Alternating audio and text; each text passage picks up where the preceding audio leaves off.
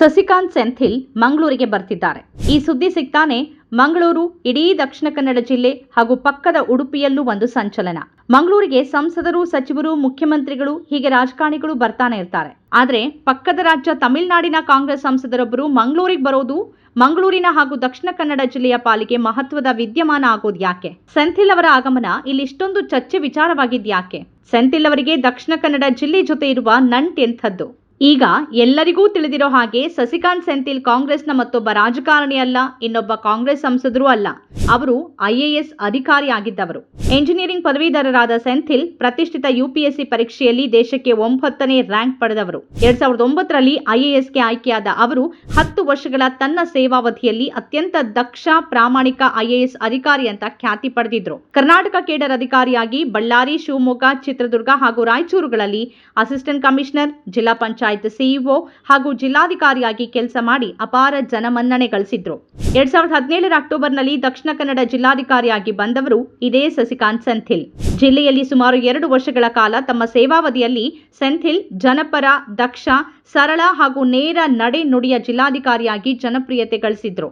ಜನರ ಸಮಸ್ಯೆಗಳಿಗೆ ಸ್ಪಂದಿಸುವಾಗ, ವಿವಿಧ ಪಕ್ಷಗಳ ರಾಜಕಾರಣಿಗಳು ಹಾಗೂ ಜನಪ್ರತಿನಿಧಿಗಳ ಜೊತೆ ಕೆಲಸ ಮಾಡುವಾಗ ಅವರು ನಿಷ್ಪಕ್ಷ ಅಧಿಕಾರಿ ಅಂತಾನೆ ಗುರುತಿಸಲ್ಪಟ್ಟವರು. ಜಿಲ್ಲೆಯಲ್ಲಿ ಶಾಂತಿ ಕದಡಿದಾಗ, ಹಿಂಸಾತ್ಮಕ ಘಟನೆಗಳು ನಡೆದಾಗಲೂ ಸಂಯಮದಿಂದ ನಿಷ್ಪಕ್ಷಪಾತವಾಗಿ ಪರಿಸ್ಥಿತಿಯನ್ನ ನಿಭಾಯಿಸಿದವರು. ಜಿಲ್ಲಾಧಿಕಾರಿಯಾಗಿದ್ದಾಗ ಅವರೆಂದೂ ಆಕ್ಟಿವಿಸ್ಟ್ನ, ರಾಜಕಾರಣಿಯ ಒಂದೇ ಒಂದು ಗುಣಲಕ್ಷಣಗಳನ್ನು ತೋರಿಸಿದವರಲ್ಲ. ಎಲ್ಲರೊಂದಿಗೂ ಒಂದೇ ರೀತಿಯಲ್ಲಿ ವರ್ತಿಸ್ತಾ ಇದ್ದವರು ಇದೇ ಸೆಂಥಿಲ್. ಅವರು ದಿಢೀರನೆ ತನ್ನ ಪ್ರತಿಷ್ಠಿತ ಹುದ್ದೆಗೆ ರಾಜೀನಾಮೆ ಕೊಟ್ಟು ಬೀದಿ ಹೋರಾಟಕ್ಕೆ ಇಳಿತಾರೆ ಅಂತ ಯಾರೂ ಯಾವಾಗಲೂ ಊಹೆ ಮಾಡಿರಲೇ ಇಲ್ಲ. ಆದರೆ ಆಗಸ್ಟ್ 2019ರ ಒಂದು ಬೆಳವಣಿಗೆ ಎಲ್ಲವನ್ನ ಬದಲಾಯಿಸಿಬಿಡ್ತು. 2ನೇ ಬಾರಿ ಪ್ರಚಂಡ ಬಹುಮತ ಪಡೆದು ಅಧಿಕಾರಕ್ಕೆ ಬಂದ ನರೇಂದ್ರ ಮೋದಿ ಸರ್ಕಾರ ಜಮ್ಮು ಕಾಶ್ಮೀರಕ್ಕೆ ವಿಶೇಷ ಸ್ಥಾನಮಾನ ನೀಡಿದ್ದ ಸಂವಿಧಾನದ 370ನೇ ವಿಧಿಯನ್ನ ರದ್ದುಪಡಿಸಿತು. ಜೊತೆಗೆ ಕಾಶ್ಮೀರದ ರಾಜ್ಯದ ಸ್ಥಾನಮಾನವನ್ನು ಕಿತ್ಕೊಳ್ತು. ಅಲ್ಲಿನ ಬಹುತೇಕ ಎಲ್ಲ ರಾಜಕೀಯ ನಾಯಕರನ್ನ ಗೃಹ ಬಂಧನದಲ್ಲಿಡ್ತು. ಈ ಹಠಾತ್ ನಿರ್ಧಾರ ದೇಶದ ಎಲ್ಲ ಪ್ರಜ್ಞಾವಂತರಿಗೆ ತೀವ್ರ ಆಘಾತ ತಂದಿತ್ತು. ಆಗಲೇ ದೇಶದಲ್ಲಿ ಅಸಹಿಷ್ಣುತೆಯ ವಾತಾವರಣ ತೀವ್ರವಾಗಿ ಬೆಳೆದಿತ್ತು. ಗುಂಪು ಹಲ್ಲೆ, ಗುಂಪು ಹತ್ಯೆಯಂತಹ ಘಟನೆಗಳು ಅಲ್ಲಲ್ಲಿ ನಡೀತಾ ಇದ್ವು. ದೇಶದಲ್ಲಿ ಕೋಮುವಾದ ಅತ್ಯಂತ ವೇಗವಾಗಿ ಬೆಳೀತಾ ಇತ್ತು. ಮುಂದಿನ ತಿಂಗಳು ಸೆಪ್ಟೆಂಬರ್ನಲ್ಲಿ ದಿಢೀರನೆ ಮಂಗಳೂರಿನಿಂದ ಬಂದ ಒಂದು ಸುದ್ದಿ ಕ್ಷಣ ಮಾತ್ರದಲ್ಲಿ ಇಡೀ ದೇಶದಲ್ಲಿ ಚರ್ಚೆ ಆಯಿತು. ದಕ್ಷಿಣ ಕನ್ನಡ ಜಿಲ್ಲಾಧಿಕಾರಿ ಸಸಿಕಾಂತ್ ಸೆಂಥಿಲ್ 2 ದಶಕಗಳ ಸೇವಾವಧಿ ಬಾಕಿ ಇರುವಾಗಲೇ ತಮ್ಮ ಹುದ್ದೆಗೆ ರಾಜೀನಾಮೆ ಕೊಟ್ಟಿದ್ರು. ನಮ್ಮ ದೇಶದ ಬಹುತ್ವದ, ಪ್ರಜಾಪ್ರಭುತ್ವದ ಬುನಾದಿಯನ್ನೇ ಅಲುಗಾಡಿಸುವಂತಹ ಆಘಾತಕಾರಿ ಬೆಳವಣಿಗೆಗಳು ನಡೀತಿವೆ. ಮುಂದಿನ ದಿನಗಳಲ್ಲಿ ನಮ್ಮ ದೇಶದ ಸಂವಿಧಾನ ಹಾಗೂ ಪ್ರಜಾಪ್ರಭುತ್ವಕ್ಕೆ ದೊಡ್ಡ ಸವಾಲುಗಳು ಎದುರಾಗಲಿವೆ. ಹಾಗಾಗಿ ನಾನು ಇನ್ನು IASನಲ್ಲಿ ಮುಂದುವರಿಯೋದು ನೈತಿಕವಲ್ಲ, ನಾನಿದರ ಹೊರಗಿದ್ದು ಹೋರಾಡ್ತೀನಿ ಅಂತ ಹೇಳಿ ರಾಜೀನಾಮೆಯನ್ನ ಕೊಟ್ಟಿದ್ರು ಸಸಿಕಾಂತ್ ಸೆಂಥಿಲ್. ಇದು ಹೌದಾ? ದಕ್ಷಿಣ ಕನ್ನಡ DC ರಾಜೀನಾಮೆ ನೀಡಿದ್ರಾ? ಯಾಕೆ ಕೊಟ್ಟಿದ್ದು? ಅವ್ರು ಹೀಗೆಲ್ಲ ಹೇಳಿದ್ ಹೌದಾ? DC ಸೆಂಥಿಲ್ ಹೀಗೆ ಹೇಳಿರೋ ಸಾಧ್ಯತೆ ಇದೆಯಾ? IAS ಹುದ್ದೆಯನ್ನ ಯಾರಾದ್ರೂ ಬಿಡ್ತಾರಾ ಅನ್ನುವಂತ ಉದ್ಗಾರಗಳೇ ಎಲ್ಲರ ಬಾಯಲ್ಲೂ ಬಂದಿದ್ವು. ಆದರೆ ಸೆಂಥಿಲ್ ಹಾಗೆ ಹೇಳಿದ್ರು ಮತ್ತು ಮಾಡಿದ್ರು ಕೂಡ. ರಾಜೀನಾಮೆ ಕೊಟ್ಟು DCಯ ಇನೋವಾ ಕಾರ್ನಿಂದ ಇಳಿದವರೇ ಬೈಕ್ ಹತ್ತಿ ಮಂಗಳೂರು, ಬೆಂಗಳೂರು ಸಹಿತ ರಾಜ್ಯದ ಎಲ್ಲೆಡೆ ಸಾಮಾನ್ಯ ಆಕ್ಟಿವಿಸ್ಟ್ ಆಗಿ ಓಡಾಡತೊಡಗಿದ್ರು.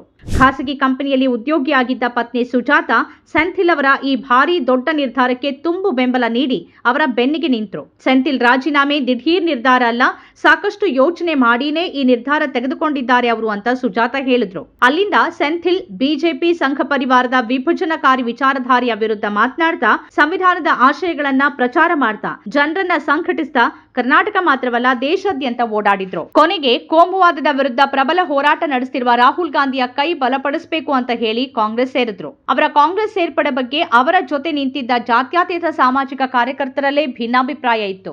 ಯಾವುದೇ ರಾಜಕೀಯ ಪಕ್ಷ ಸೇರೋದಿಲ್ಲ ಅನ್ನೋ ರಾಜೀನಾಮೆ ಸಂದರ್ಭದ ಅವರ ಹೇಳಿಕೆಯನ್ನ ಅವರಿಗೆ ಹಲವರು ನೆನಪಿಸಿದ್ರು. ರಾಜಕೀಯ ಪಕ್ಷ, ಅದರಲ್ಲೂ ವಿಶೇಷವಾಗಿ ಕಾಂಗ್ರೆಸ್ ಒಳಗಿನ ಇತಿಮಿತಿಗಳ ಬಗ್ಗೆ ಸೆಂಥಿಲ್ ಜೊತೆ ನಿಂತವರಿಗೆ ಭಯ ಇತ್ತು.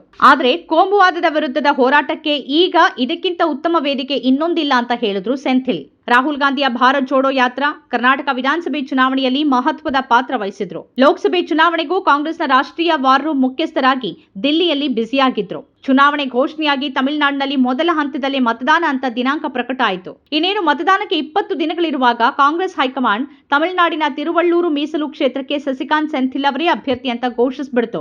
ದಿಲ್ಲಿಯಿಂದ ತಿರುವಳ್ಳೂರಿಗೆ ಬಂದು 2 ವಾರಗಳ ಪ್ರಚಾರ ಮಾಡಿದ ಸೆಂಥಿಲ್ 5,72,165 ಮತಗಳ ಭಾರಿ ಅಂತರದ ಪ್ರಚಂಡ ಗೆಲುವು ಸಾಧಿಸಿದ್ರು. ದೇಶದಲ್ಲಿ ಅತಿ ಹೆಚ್ಚು ಅಂತರದ ಗೆಲುವುಗಳ ಪಟ್ಟಿಯಲ್ಲಿ ಸೆಂಥಿಲ್ ಅವರ ಗೆಲುವು ಕೂಡ ಸ್ಥಾನ ಪಡೆಯಿತು.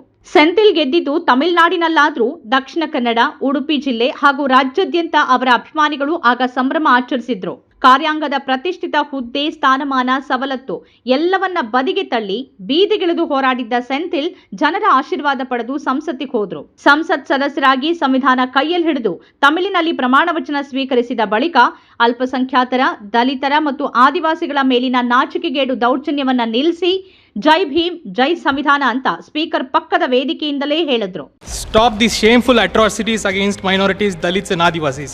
ಜೈ ಭೀಮ್, ಜೈ ಸಂವಿಧಾನ. ಕೋಮುವಾದದ ವಿರುದ್ಧದ ಹೋರಾಟಕ್ಕಾಗಿ, ಸಂವಿಧಾನದ ಪರ ಆಂದೋಲನಕ್ಕಾಗಿ ತನ್ನ ಪ್ರತಿಷ್ಠಿತ ಹುದ್ದೆಯನ್ನ ಬಿಟ್ಟು ಹೋಗಿದ್ದ ಸೆಂಥಿಲ್ ಈಗ ಲೋಕಸಭೆ ವಿಪಕ್ಷ ನಾಯಕ ರಾಹುಲ್ ಗಾಂಧಿ ಅವರ ಕೋರ್ ಟೀಮ್ನ ಪ್ರಮುಖ ಸದಸ್ಯ. ಡಿಸಿಯಾಗಿ ರಾಜೀನಾಮೆ ನೀಡಿ ಮಂಗಳೂರಿನಿಂದ ಹೋಗಿದ್ದ ಸೆಂಥಿಲ್ ಇವತ್ತು ಸಂಸದರಾಗಿ ಮಂಗಳೂರಿಗೆ ಹಿಂತಿರುಗ್ತಾ ಇದ್ದಾರೆ. ಈಗ ಅವರು ರಾಜಕಾರಣಿ ಆಗಿದ್ರು, ಸಂಸತ್ ಸದಸ್ಯ ಅನ್ನೋ ಅಧಿಕಾರವನ್ನ ಪಡೆದಿದ್ರು. ಮಂಗಳೂರಿಗರ ಪಾಲಿಗೆ ಅವರು ದೇಶದ ಸಂವಿಧಾನವನ್ನ ಉಳಿಸೋಕೆ ಯಾವುದೇ ತ್ಯಾಗ ಮಾಡೋಕೆ ಹಿಂದೆ ಮುಂದೆ ನೋಡದ, ದೇಶದ ಬಹುತ್ವಕ್ಕಾಗಿ, ಸಂವಿಧಾನಕ್ಕಾಗಿ ಬೀದಿಗಿಳಿದು ಹೋರಾಡಿದ ಆಕ್ಟಿವಿಸ್ಟ್ ಹಾಗೂ ಹೋರಾಟಗಾರ. ಮಹತ್ವದ ಉದ್ದೇಶ ಇಟ್ಕೊಂಡು ತಮ್ಮೂರಿನಿಂದ ಡಿಸಿ ಹುದ್ದೆ ಬಿಟ್ಟು ಹೋಗಿದ್ದ ಸೆಂಥಿಲ್ ಈಗ ದೇಶಾದ್ಯಂತ ಗುರುತಿಸಲ್ಪಡುವ ಸಂಸದರಾಗಿ ಮಂಗಳೂರಿಗೆ ಮೊದಲ ಬಾರಿ ಬರ್ತಾ ಇರೋದು ಇಲ್ಲಿನವರಿಗೆ ವಿಶೇಷ ಅನುಭವ ಮತ್ತು ವಿಶೇಷ ಸಂದರ್ಭ. ನಮ್ಮ ಕಾರ್ಯಕ್ರಮಗಳನ್ನ ನೀವು ನೋಡ್ತಾ ಇದ್ರೆ ನಮ್ಮ ಚಾನೆಲ್ ಅನ್ನ ಸಬ್ಸ್ಕ್ರೈಬ್ ಮಾಡಿ, ಪಕ್ಕದ ಬೆಲ್ ಐಕನ್ ಒತ್ತಿ ನಮ್ಮನ್ನ ಬೆಂಬಲಿಸಿ. ಹಾಗೆ ನಮ್ಮ ಕಾರ್ಯಕ್ರಮಗಳನ್ನ ಲೈಕ್ ಮಾಡಿ, ಕಮೆಂಟ್ ಮಾಡಿ, ಅದನ್ನ ಬೇರೆಯವರಿಗೂ ವಾಟ್ಸ್ಆಪ್ ಮೂಲಕ ಶೇರ್ ಮಾಡಿ. ನೀವು ಹೀಗೆ ಮಾಡಿದಾಗ ನಮ್ಮ ಚಾನೆಲ್ ಇನ್ನಷ್ಟು ಮತ್ತಷ್ಟು ಜನರಿಗೆ ತಲುಪಲು ನೀವು ನಮ್ಮೊಂದಿಗೆ ಸಹಕರಿಸಿದ ಹಾಗಾಗುತ್ತೆ. ಇದು ನೀವು ಯಾವುದೇ ಖರ್ಚಿಲ್ಲದೆ ಕೆಲವೇ ಸೆಕೆಂಡುಗಳಲ್ಲಿ ನೀಡಬಹುದಾದ ಸಹಕಾರ. ಧನ್ಯವಾದಗಳು.